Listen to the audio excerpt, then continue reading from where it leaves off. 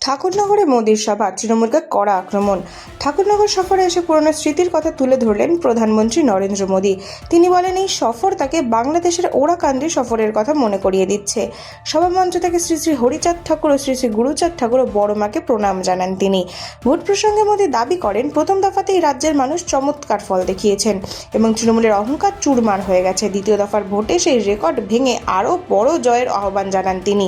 তৃণমূল সরকারকে আক্রমণ করে মোদী বলেন, 15 বছর আগে মা মাটি মানুষের স্লোগান তুলে ক্ষমতায় এসেছিল তারা, কিন্তু এখন সেই আদর্শ থেকে তারা সরে গেছে। তার দাবি, বাংলায় বিজেপি সরকারের ক্ষমতায় আসা নিশ্চিত। নির্বাচনের আবহে মন্তব্য ঘিরে রাজনৈতিক তরজা আরও তীব্র হওয়ার ইঙ্গিত মিলেছে।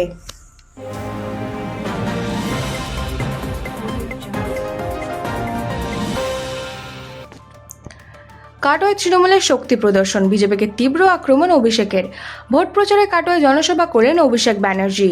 সভা থেকে তিনি সরাসরি বিজেপিকে আক্রমণ করে বলেন, এই ভোট প্রতিবাদের ভোট, প্রতিশোধের ভোট। তিনি আরও দাবি করেন, 4 তারিখ বেলা 12টার পরই মানুষ বুঝিয়ে দেবে কত ধানে কত চাল। অভিষেক বলেন, বিজেপি বাংলায় লক্ষ্মীর ভাণ্ডার বন্ধ করতে চায়। পাশাপাশি কেন্দ্রের বিরুদ্ধে অভিযোগ তুলে তিনি বলেন, দিলে মমতা বন্দ্যোপাধ্যায় দেবে, মোদী কেড়ে নেবে। বিজেপির প্রতিশ্রুতি নিয়েও প্রশ্ন তোলেন তিনি। 15 লক্ষ টাকা দেওয়ার কথা ছিল, বছরে 2 কোটি চাকরি, কেউ কি পেয়েছেন? এই প্রশ্ন ছুড়ে দেয় অভিষেক। একই সঙ্গে নরেন্দ্র মোদীর সরকারের বিরুদ্ধে কর বৃদ্ধি করে সাধারণ মানুষের উপর চাপ সৃষ্টি করারও অভিযোগ করেন।